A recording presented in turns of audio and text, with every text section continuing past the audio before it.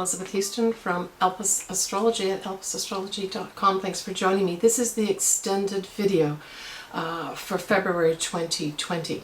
I'm going to be going through each of the ascendant astrological signs with regards to the Mercury Retrograde, and I'm really just going to focus on Mercury Retrograde being in Pisces, but I will address my thoughts of the Mercury Retrograde going forward or direct in the last degrees of Aquarius, so I'll cover that as well. So when we look at this Mercury Retrograde, which is on the 16th of February at 4:55 p.m. Pacific Standard Time, we have it in Mercury, in Pisces at 12 degrees, and it will go direct at 28 degrees of Aquarius. We have a few things happening at the retrograde motion of Mercury. Mercury will be within 4 degrees of conjuncting Neptune in its home sign of Pisces. So both now Neptune as well as Mercury are in Pisces. And even though it's a 4-degree orb, I think it's close enough to say that there's going to be some very intuitive downloads from the universe that will be coming in at this time that we're going to have to review, maybe revise, and incorporate into who we are. So when we look at Pisces, we're really looking at at the highest level, spiritual types of things, where we get information through our gut, our intuition, through psychic means. And I would say this Mercury retrograde will really provide a lot of us with information that doesn't come through facts or looking something up in a book. It's going to be from the universe, source, our higher selves, intuition. So pay attention to this whole, not just the 16th of Feb, but this whole period of the Mercury retrograde with regards to listening to what your gut is saying. It's really important at this time. It's also almost halfway through the sign as well, at 12 degrees. The other thing we have happening is the moon will be square this Mercury, but it'll be trine Venus. So I would say that, you know, we may have conflicting thoughts about how we feel about the information that's coming in for us. But we will know with the trine to Venus, we will know that this actually makes me feel good. I'm feeling good about this. In fact, that's potentially one of the sort of barometers that you could use. Is this information good for me? Ask yourself this: how do I feel? In fact, the overarching type of activity that you could do during this Mercury retrograde in Pisces would be just that question. How does this make me feel? How does this person make me feel? How does this place make me feel? How does this decision make me feel? And to pay attention to those. Now, I'd wait probably till the Mercury retrograde goes forward, which will be in March, before you maybe make some final decisions. But I really looked at this Mercury retrograde and thought that this is a time of some very deep downloads, but also enlightenment. And the reason that I say enlightenment is because we have this Mercury retrograde going direct at 28 degrees of Aquarius. Now, a lot of astrologers use this book, and there's other books too that interpret the Sabian symbols.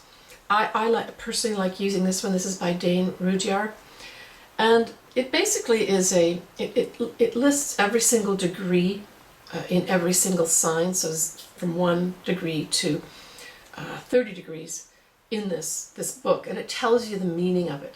What's interesting is the premise, the actual original data from this, was generated back in the 30s in a park that's well known here in San Diego, Balboa Park, and then Dane Rudhyar, very intelligent and insightful man, put his spin on it as well. So what I did was, instead of looking at the Mercury retrograde point of 12 degrees Pisces, I said, I want to take a look at the 28.5 degrees of Aquarius. Now, when you look up these degrees in this book, the accurate way of doing it is you always round up. So unless you've got 28.0 degrees, you'll always read for 29 degrees. And in this case, it's over 28 degrees of Aquarius. So I read for 29 degrees of Aquarius. Now, what was interesting is that the Sabian symbol for 29 degrees of Aquarius is a butterfly emerging from its chrysalis. So this speaks to radical changes. It incorporates Uranus, which rules Aquarius. And it's really saying that these big changes are needed. And that at this time we are entering into a higher level of consciousness, individually, but most importantly with others. So I think that this Mercury retrograde, mainly in Pisces, but finishing off with Uranus-ruled Aquarius, is a time of enlightenment. And not only for us individually, but that we will actually start forming these groups that are enlightened. So we share this and then vibrate to a higher level, right? That's the whole idea here with enlightenment. So think about that. Now, on the surface, when we look at Pisces, and especially with Mercury going retrograde, we're looking at potentially daydreaming, working on music, art, all these kinds of artistic ideas. Brilliant time to start composing, and that back and forth of, does this sound right, does this look right, maybe shaping up a piece of sculpture, that sort of thing. It's a very spiritual time, so it might be a good time to review various spiritual practices. And these could be something as simple as doing some feng shui in our home, where we readjust things to vibrate better with us, to literally doing a sound bath. I'm going to leave some links about this, because this would be the time to go for a sound bath. Maybe in a yoga studio that does this, or if you have your own singing bowls, whether they be Tibetan or crystal, this would be an awesome time to get those out and really meditate with them. They will really help you and bring in some really good energy for yourself. I mentioned earlier that this is a very intuitive time, very psychic. You're going to be feeling more. You may also, in terms of like health and that, you may feel more tired and require more sleep during the retrograde. That may happen too. And maybe some immunological situations could pop up for you as well, where you have to review things to have better immunology in your body. These are all just possibilities, not definites. I always say we have free will in everything. All I'm giving you is what some things are happening in the universe as I interpret it. We're all to interpret these things ourselves too, right? As I mentioned, Mercury dips into Aquarius just for a few days as it goes direct at 28 degrees and some of Aquarius.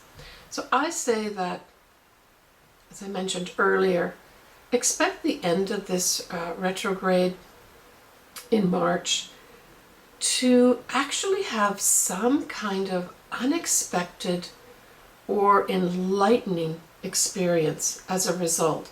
Now, this could be very mental for sure, where you dive deeply into the spiritual realm and the metaphysical. And this could be, taking up things like anything to do with astrology, maybe tarot cards, or even other cards where they actually give you supportive information that helps enlighten you and open your mind up, or just reading about teachings from different people. That would be a good thing too. But I think this is one of the big, lovely results of this Mercury retrograde. Will us as a collective become more enlightened. Right, so I'm going to go through each of the signs. I'm not going to go into the fact that Mercury does spend a few days in Aquarius. I'm just going to focus on the fact that most of the Mercury retrograde will take part or place in Pisces. So let's start off with you, Pisces. And I actually wanted to remind you, Pisces, that you had your new moon. You had your new moon towards the end. I believe it's the 23rd. I haven't got it in front of you. The 23rd of February. So that's your new start. So this Mercury retrograde also may have you going inward a little bit with regards to what do I want to do with my life here. And, you know, you've got Neptune in your sign as well. And depending when you were born in Pisces, it might be affecting you more or less. But Neptune kind of goes into the ethers. So I would say that this might be a time where you review your immunology system. Maybe there's something you need to take care of there. Maybe tweaking your diet would actually help a lot. But this could be you be putting on a new mask. That's what I thought when I saw this, that you decide to take a new mask and put it on, and that this Mercury retrograde is all about you building that new person who you are.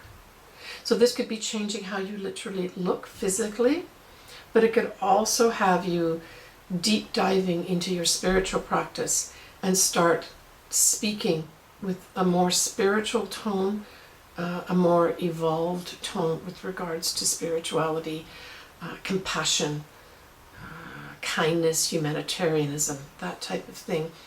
That all could be on your mind at this time. Happy new moon to you.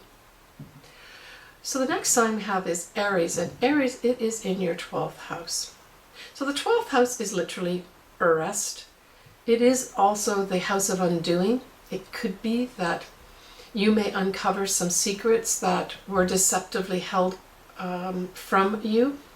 Because remember that Pisces can also represent, or Mercury going through Pisces could represent, you know, deception, where over this Mercury retrograde period you unearth some of that.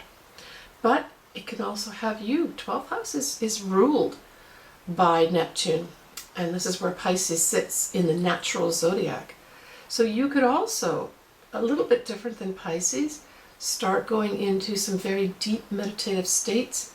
You could review different types of meditations and decide one for yourself at this time, but you may also need some rest, because we've got, you know, Neptune still in your 12th house too. For Taurus, I would say for Taurus, you could just change up your friends. You could change up your groups. You could become more active on the internet with regards to maybe speaking from a spiritual standpoint. This would be a great time if you wanted to start a YouTube channel and you want to concentrate or focus more on spirituality, maybe even astrology, tarot, anything like that. But you may be reaching out. That's what I feel. I mean, it's friends as well. It's our hopes and wishes. But I'm really feeling that for you, this is you maybe starting your own YouTube channel, generating your own website, and maybe putting posts on there if you're not ready for YouTube. You could also do Instagram, right? Instagram, you just do like a minute or less and start that way instead of, you know, jumping straight into YouTube to begin with. But that's what I see around you as well. And of course you have Uranus in your sign at this time too. So this may provide some grounded enlightenment for you by taking these activities up.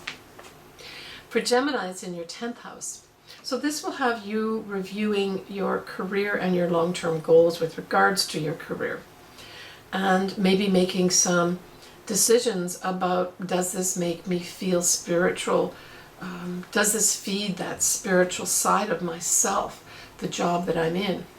And maybe bring in some spiritual elements or completely change your job at this time. Like I said, with that whole Mercury going direct in Uranus ruled Aquarius, it could be you make an unexpected but very clear-sighted decision about your career. For Cancer, it is in your 9th house. Well, you just may decide to take a trip. You may decide to take a trip by water. Maybe you'll take a cruise or start planning. planning for a cruise more than actually taking one, but you could do both. That's intuitively what I get, planning, or just a trip by water. Maybe you like sailing and you spend this Mercury retrograde period putting together some kind of wonderful travel plans that involves water. But it's also higher learning. So it may be that you literally take up some kind of education with regards to water. There's water involved. Either the country that you go to, the place that you go to has water, or that maybe you're taking up an advanced degree and you're studying the oceans. That may be a back and forth process during this Mercury retrograde where it all comes together at the end, around the 23rd of March. When we look at Leo, we're looking at your 8th house. And the 8th house is really shared resources. It's also our psychological selves. And my intuition tells me that there's two things here that I have popping up. The first one of prominence is that you may take the time to meld your psychological self with your spiritual self, where these now come together as you work on utilizing different strategies from a spiritual standpoint as well as a psychological standpoint to really have a firm psychological self, but that has this wonderful spiritual side that supports you on a regular basis that you may not have had before.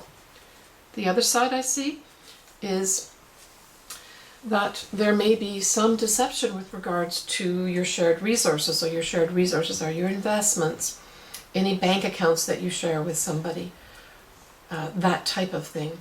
So I would just be careful that maybe just go back and review some of your investments. Are they still good for you?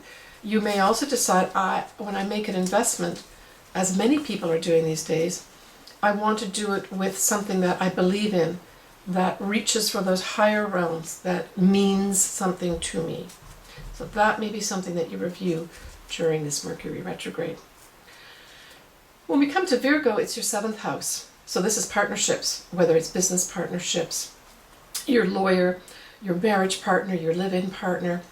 This is where you decide to review, do all these people, these places, these organizations, do they have that spiritual element that I want? And it also pertains to, reaching for that higher level of things. Does this mean something to me?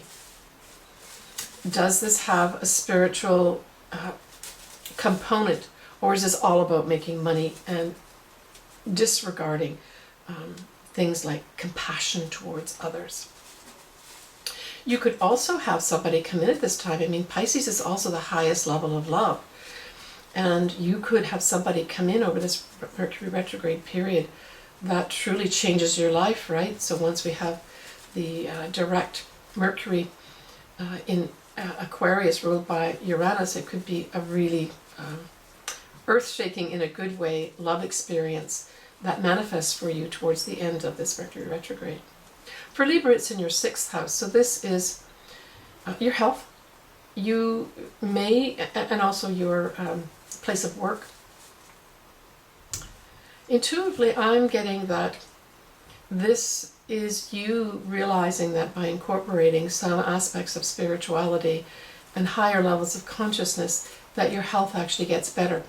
A very easy example would be taking up yoga, or figuring out a good meditation practice that actually makes you feel better, right? That increases your health in a positive way. It may also have you entering into a job that has a big component of spirituality and or enlightenment that really works well for you in terms of your job, but also in terms of your health. For Scorpio, it's your 5th house. So kind of a little bit like Virgo, you could have somebody, a new love, come into your life. But it also may have you doing some creative things with spirituality. And this could involve things like putting yourself out there, getting on that stage and saying what you have to say about metaphysical things or higher level of thinking, or what really means something to you from a spiritual standpoint. It also rules children. So there could be some element of spirituality and enlightenment that a child brings for you unexpectedly at this time. For Sagittarius, it's your fourth house. This is your home. Well, this is a good example of you bringing this Mercury retrograde in. You go all around your home and feng shui it. Or use sage to clear out. And remember to open up your windows afterwards to let out that bad energy out of your home. That's what I see here for Sagittarius, is really shoring up that home so that it supports you from a spiritual standpoint, that when you walk in there, you have that spiritual nurturing that you really need at this time. You could also bring spiritual practices into your home. Maybe you decide to have your own group in your home that is a spiritual group that you lead. For Capricorn, it is your third house. And this is all about communication. So this could have you putting together maybe some courses that are spiritually minded, as well as enlightening. It could have you changing the way you think and the way you speak and maybe the way you write. In fact, it could be a time when you, with the retrograde, you do some spiritual writing that will at a later time become an actual publication. For Aquarius, this is your second house. Second house is your values, love, money, that type of thing.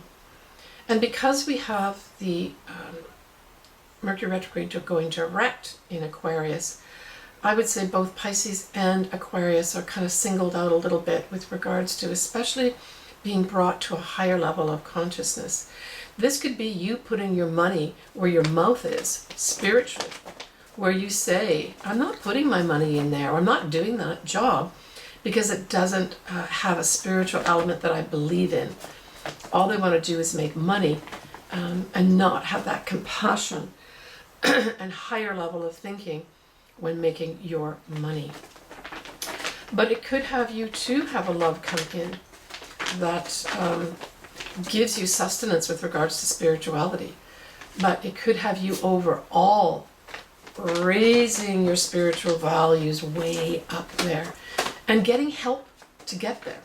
So the Pisces may be you dreaming and trying to figure out what you want to do, and then towards the end, with the retrograde going forward in Aquarius, you get that enlightenment and you realize what you need to do and you pull the trigger and make it happen for your value system to be at a much higher level. All right, well, as always, I like to hear from everybody, so leave me comments. I appreciate them very, very much. I also appreciate if you would donate so I can keep this channel going, and also subscribe. I went and looked at my my statistics and diagnostics, and a lot of people don't subscribe, but they do come back. So hey, just subscribe and I'll let you know when I've got a new video out. You get that in your mailbox. I just wanted to talk a little bit about meditation. A lot of my clients and viewers comment on it and say they're trying to do it. I'm not, when I say what I'm going to say next, putting down people who specialize in meditation and like to have, hours of meditation and really get something substantial out of that. There's room for that too, for sure. I'm not saying I'm a meditation expert, but I have been meditating for many years. And what I have found, depending on what's happening in my life, I do set up a daily practice of meditation, but sometimes I don't have a long length of time. The key with having meditation work for you to change you in a positive way and to bring in what's good for you is to do it consistently, all right? Daily if possible. So I'd rather or this is just a suggestion, it works for me, I'd rather do something over a minute and then miss it completely. So what I have found is that at the very least, if at the end of my day I have not meditated, I've got a few dogs, so what I do is I take them out at the end of the day, and I always make sure I look up to the heavens and the stars and the planets and the moon and just meditate for a short while and let my mind go of all the chatter that's been in there for that day. So it's just a suggestion that it's an easy thing that every single person can do. you really want to do the meditating if you can on your own when you go into nature. It doesn't mean, not take a friend with you, but if you can keep it quiet where you're absorbing it without being influenced by another. You only want to be influenced by nature.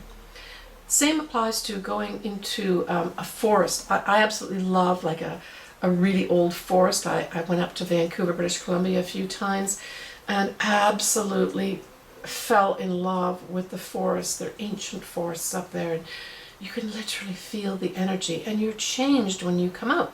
You just have to do it for a few minutes. Longer if you've got the time. Half an hour, absolutely wonderful. Waterfalls, anything by water. If all you can do is walk by the water, that's fine too. Here in San Diego, a lot of people park by the ocean. And when I first lived here, I thought that was a little bit odd. People, why don't they just go out into the ocean itself or on the beach? And then one time I didn't have a lot of time and I just parked myself and opened up my windows. And it was just literally a breath of fresh air coming in with the sea air, me looking out onto the sea in front of me, having the seagulls go around, just feeling wonderful for a few minutes. Changed my day for me. The other thing that I do too is I do some Buddhist chanting. And I use Nam-myoho Renge Kyo, which is more of a Japanese type chanting. I also do that where I will chant for other people, other situations that I want to heal, and or chant for myself as well. But the main idea is that I put the energy out there into the universe. And I have found by doing this that mysteriously I have things change in my life for the positive. You don't have to chant Nam-myoho Renge Kyo, but if you could go out into nature, I would say that's the very best. You can also, take up things like